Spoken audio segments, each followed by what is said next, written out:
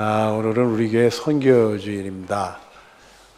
기억을 해보니까 우리 교회가 1997년도 11월 달에 창립을 해서 금년도 11월 셋째 주가 되면 이제 21주년 기념 이렇게 하는 만 21살 먹는 해가 됩니다. 이 선교주일은 그 창립해야 된 그 이듬해 9월 달에 9월 초에 그 선교주일로 지키면서 여러분들이 선교헌금을 하면서 시작이 됐습니다. 그때가 1회니까 금년도는 선교주일이 21회가 됩니다. 그래서 21회째 이렇게 선교주일을 우리가 지켰는데 처음에 우리 꿈이 컸어요. 우리 교회가 선교사 100명을 이렇게 파송하자. 큰 꿈을 가지고 시작했는데 아직은 뭐 조금 조금이 아니라 미달되는 것 같아요. 그래도 그동안 하나님이 은혜 주셔서 여러 선교사님을 또 파송했고요. 또 선교사님들도 많이 도왔고 미자리 교회 또 선교단체도 많이 도왔어요. 여러분들이 이렇게 헌신해 주셔서 이렇게 되어졌는데 정말 하나님께 감사하고 여러분들에게 고마운 마음을 전달합니다.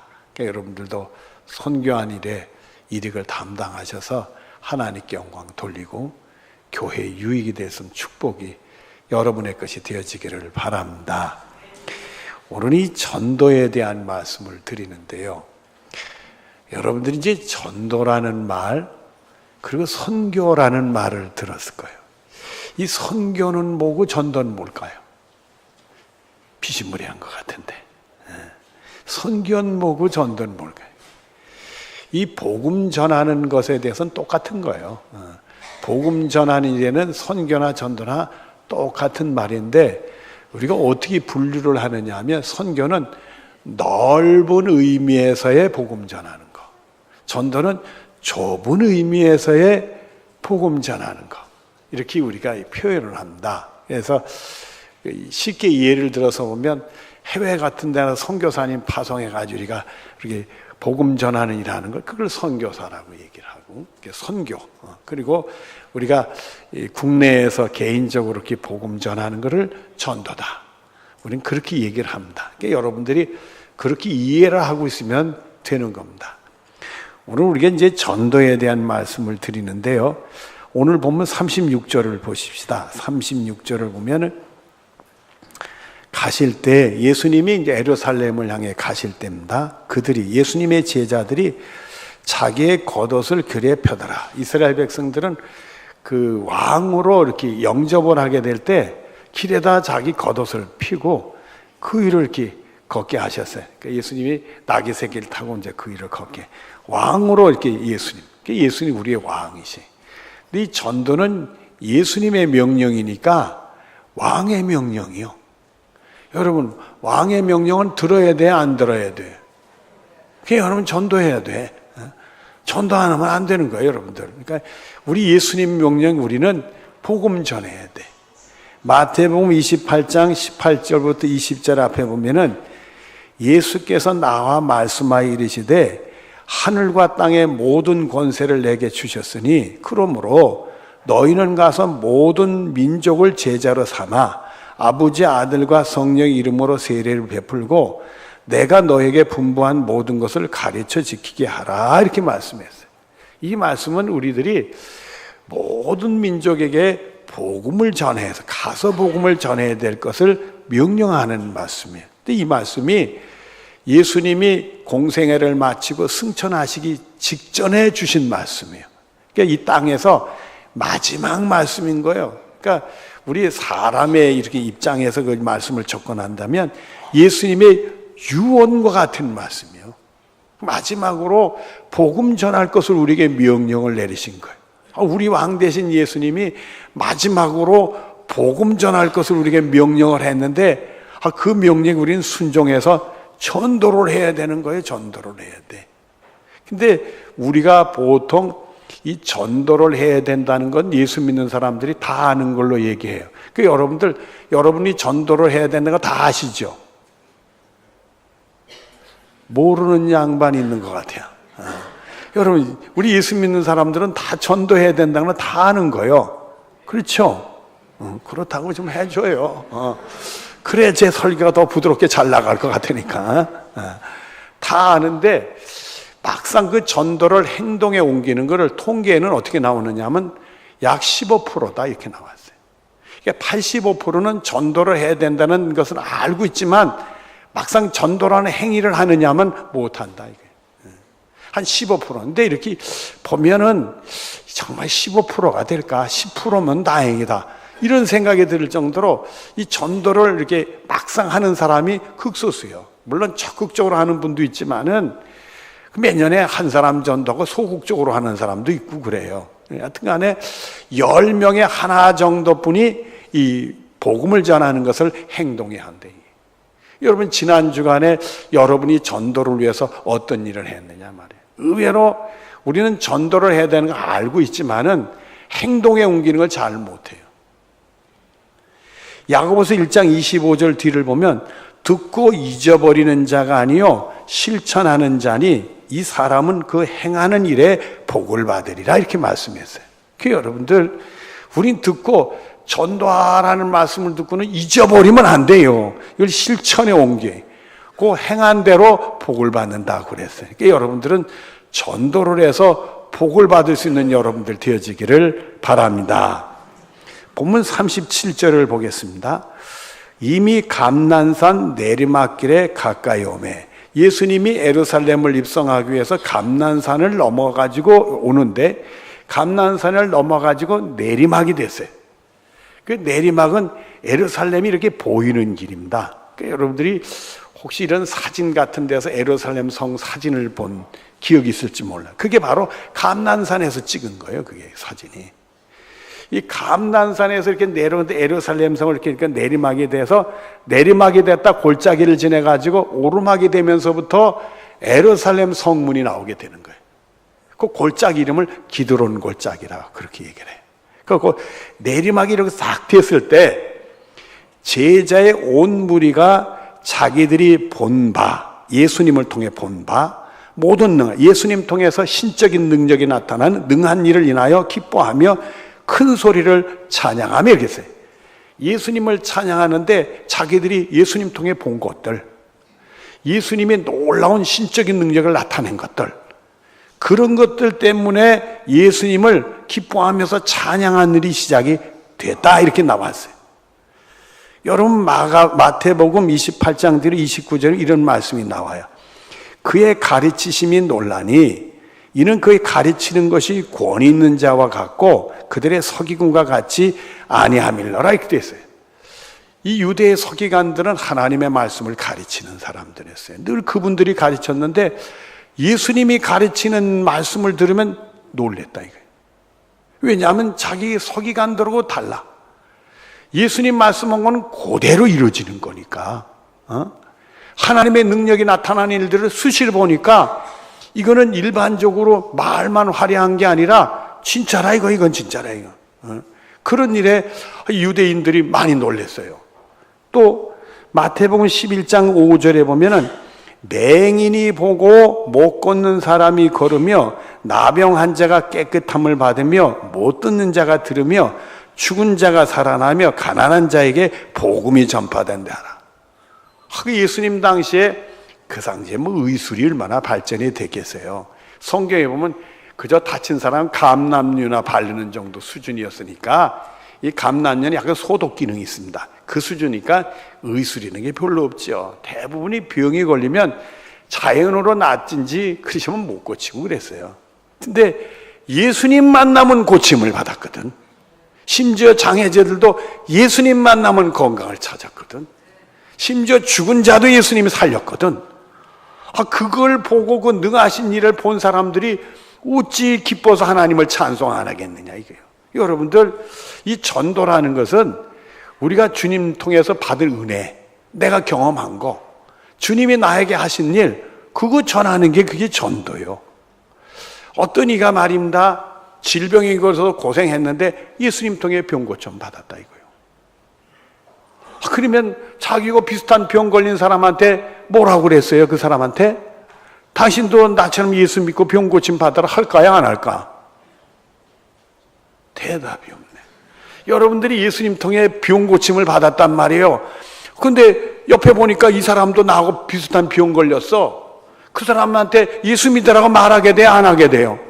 당연하죠. 당연하지. 내가 받은 은혜가 있으면 그거 얘기하는 게 전도예요. 여러분들 정말 예수님의 십자가 능력으로 이 같은 죄인을 구원하시려고 주님이 그 아들 희생하면서 나를 이렇게 구원했구나. 특은 하나님의 은혜를 받게 되면 우리 마음속에 일어난 이런 일들, 그 예수님이 이런 분이라고, 주님이 나에게 이렇게 하셨다고, 예수님의 십자가는 이런 거라고 우리가 말할 수 있잖아요. 여러분들 이 복음을 전한다는 게, 이 전도라는 게 거기서부터 시작이 되는 거예요. 그러니까 여러분들은 전도한다는 걸 너무 어렵게 생각하지 마시고요.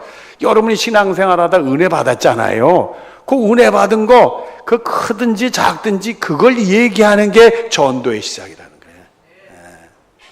내가 경험한 건데 얼마든지 얘기할 수 있잖아요. 오늘 여러분들이 제 설교 듣다가 은혜 받으면 그거 얘기해도 되는 거예요. 그거 얘기해도 되는 거예요.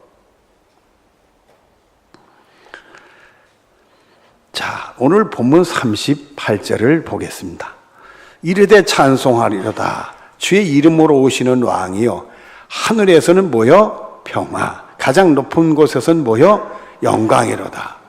이분들이, 이 제자들이 뭘 찬송했느냐 하면 하늘에는 평화, 가장 높은 곳에서는 영광. 요 내용을 찬송을 했어요. 여러분, 우리 예수님은 평화의 왕으로 오셨어요. 우리에게 평화를 주러 오셨다고요.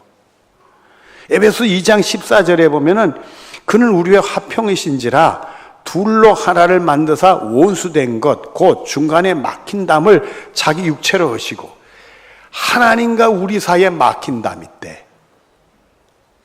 이 막힌 담 때문에 원수가 됐대. 근데 이 막힌 담이 뭐냐? 죄요.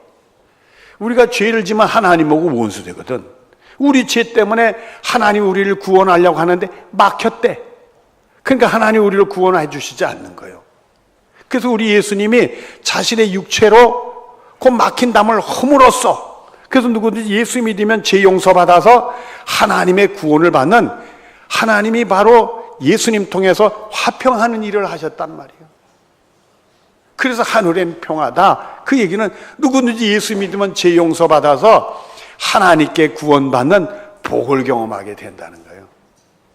그것을 로마서 5장 10절에는 이렇게 말씀하셨어요. 곧 우리가 원수 되었을 때 그의 아들의 죽으심으로 말미암아 하나님과 화목하게 되었은즉 화목하게 된 자로서는 더욱 그의 살아나심으로 말미암아 구원을 받을 것이니라. 이렇게 말씀했어요. 그래서 우리는 죄로 말미암아 죽었었지만은 예수님이 그 화목제물이 됐어요. 하나님과 우리를 화목케 하려고 우리 죄 때문에 막힌 담을 그 십자가로 헐어버리셨단 말이에요. 그러니까 우리가 예수 믿으면 예수님의 십자가의 공로로 죄 용서받아서 정말 죽은 자가 살아나는 것처럼 구원받는 사람이 되어지겠는데, 여러분 우리가 복음을 제시한다 하는 것은 이걸 얘기하는 거예요.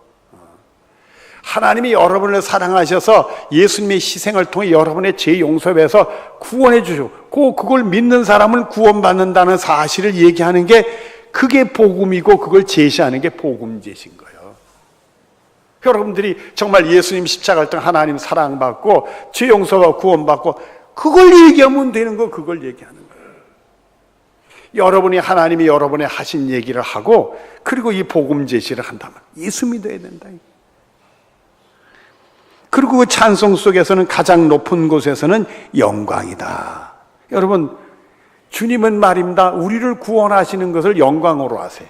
자기 아들을 희생했지만은 자기 아들까지 희생하고 우리를 구원하는 걸 하나님은 영광으로 하신다.